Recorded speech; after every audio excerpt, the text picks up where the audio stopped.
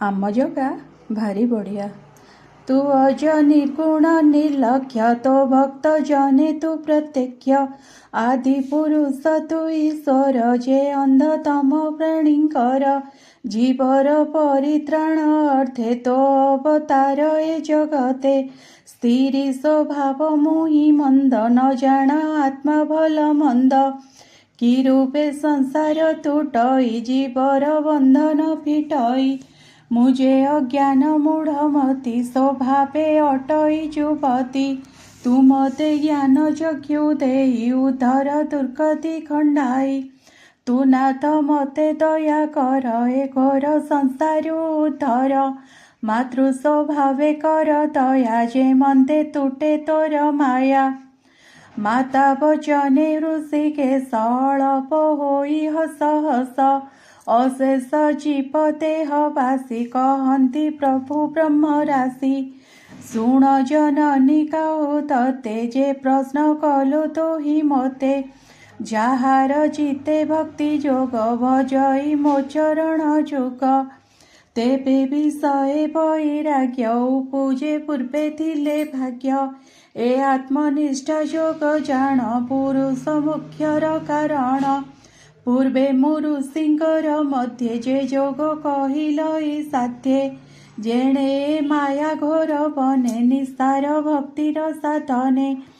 ଶୁଣ ଜନନୀ ସେ ଲକ୍ଷଣ, କହିବା ଯେ ଭକ୍ତି ନିର୍ଗୁଣ। ଚିତ୍ତ ସଂଯମ ବ୍ୟତିରେକେ, ଯୋଗର ସିଦ୍ଧି ନୋହେ ଲୋକେ।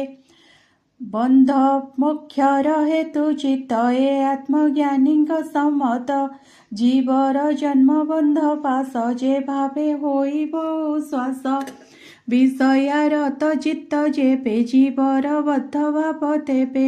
ଈଶ୍ୱର ଦେଲେ ସେହି ଚିତ୍ତ, ବନ୍ଧନୁ ହୁଅଇ ମୁକ୍ତ।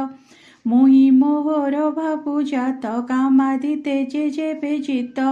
ନିର୍ମଳ ହୁଅଇଟି ଜାଣ, ମଣଇ ସୁଖ ଦୁଃଖ ସମ। ଏ ରୂପେ ଚିତ୍ତ ଶୁଦ୍ଧ ଯେବେ, ଜୀବ ଈଶ୍ୱର ଏକ ଭାବେ। ଦେଖଇ ପ୍ରକୃତିରୁ ଭିନ୍ନ, ସ୍ୱୟଂ ପ୍ରକାଶ ପରିପୂର୍ଣ୍ଣ। ପ୍ରକୃତି ବଳ ହୋଏ ହତ, ଜ୍ଞାନ ବୈରାଗ ଭକ୍ତି ଜାତ। ଅଖିଳ ଆତ୍ମା ପାଦ ଯୁଗେ, ଭଜିଲେ ଦୃଢ଼ ଭକ୍ତି ଯୋଗେ। ଏଣୁ ସେ ଲଭେ ବ୍ରହ୍ମ ଜ୍ଞାନ, ଏଥହୁଁ ପଥ ନାହିଁ ଆନ। ଏ ଭବ ଜଳଧି ତରଙ୍ଗ, ହରଇ ସାଧୁଙ୍କର ସଙ୍ଗ। ଭଜଇ କୈବଲ୍ୟ କାରଣେ, ମନ ନଭମେ ଭବ ବଣେ। ଶୁଣ ଜନନୀ ସାଧୁ ଗୁଣ, ଯେ ଅବା ସାଧୁଙ୍କ ଲକ୍ଷଣ। ପ୍ରାଣୀ ବିଷୟେ ଆତ୍ମବତ, କରଇ ତ୍ୟାଗ ଦୟା ଚିତ୍ତ। ଜଗତ ନିର୍ବୈର ଦେଖ, ନିଶ୍ଚଳେ ରହେ ଆତ୍ମ ସୁଖ। ନିରତେ ଗୋବିନ୍ଦ ଚରଣେ, ସ୍ତୁତି କୀର୍ତ୍ତନ ଅନୁକ୍ଷଣେ। ଦାରାସୁ ଜନ ସୁତ ଧନ, ଗୃହ ଉପେକ୍ଷି ଚଳେ ବନ। ସକଳ କର୍ମ ତେଜି ଦୃଢ଼େ, ମୋ ଭାବେ ମଜ୍ଜେ ଅତି ଗାଢ଼େ। ମୋ ରୂପ ଗୁଣ କର୍ମ ଯେତେ, ଶ୍ରବଣ କୀର୍ତ୍ତନ ନିରତେ। ଏ ମନ୍ଦ ଭାବ ନିତ୍ୟ କରି, ଏ ମାୟା ଭବୁଛନ୍ତି ତରି। ଏ ରୂପେ ସାଧୁଙ୍କ ଚରିତ, ସମସ୍ତ ସଙ୍ଗ ବିପଚିତ।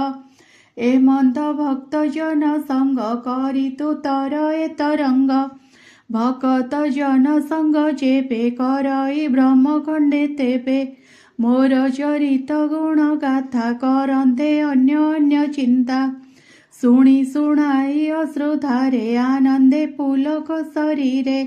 ନିରତେ ଶ୍ରଦ୍ଧା ଭକ୍ତି ବଢ଼େ, ଭବ ବନ୍ଧନ ପାଶ ଛିଡ଼େ। ଅଶେଷ ଜନ୍ମ ଭାଗ୍ୟ ଦ୍ୱଏ, ତାର ପ୍ରଥମେ ଶ୍ରଦ୍ଧା ହୋଏ। ତହୁଁ ପୂଜେ ରତି ଭକ୍ତି, ମୋହର ଲୀଳା କର୍ମ ଚିନ୍ତି। ବୈରାଗ୍ୟ ହୁଅଇ ପ୍ରକାଶ, ପ୍ରକୃତି ଗୁଣ ଯାଇ ନାଶ। ଜ୍ଞାନ ବୈରାଗ୍ୟ ଭକ୍ତି ବଳେ, ସକଳ ସମର୍ପେ ମୋଠାରେ। ତେବେ ଏ ଦେହେ ମୋତେ ପାଇ, ଶୁଣ ଜନନୀ ମନ ଦେଇ। ମୋ ନାମ ନାପ କରି ଭାବେ, ବସି ତରିବୁ ଭକ୍ତି ଭାବେ। ଭକତ ସଙ୍ଗେ ନାବେ ବସି, ଏ ସିନ୍ଧୁ ତରଣେ ସାହସୀ। જેણુ ભગત પ્રિય હરિ તા ભાવે ભવ સિંધુ તરી એ મંદે પુત્ર વાક્ય શુણી આનંદે કધર્મ કરણી આ કુળે પુત્ર પાતે પડી પુણી પચારે કર જોડી કી રૂપે ભક્તિ જોગ જાણી ભક્તિ કી રૂપે પ્રમાણી જે ભક્તિ બળે અનાયાસે જીવ નિર્વાણ પદે પસે જે જોગ મુખ્ય પ્રયોજન શુણીલી તુંભર વચન સે જોગ કેમંત અટઈ કેમંત સાધના તો હોય મુસ્તેરી અટે મંદ બુદ્ધિ દુર્બધ્ય જોગ દયાનિધિ એણુ મો ચિત્તરે સંશય કહે પ્રભુ દયામય એ મંદ માતા વાક્ય શુણી કપિલ વેસે ચક્ર પાણી કહંતી જનની રાગે પરમ જ્ઞાન સંખ્ય જોગે કહંતી પ્રભુ ભગવાન શુણ જનની ભક્તિ ગુણ જે બા ઇન્દ્રિય દેવ ગણ જાર જે સ્વાભાવિક કર્મ જે ધર્મ કર્મ અછીબે તે તાહા ઇન્દ્રિય જે બેસાદે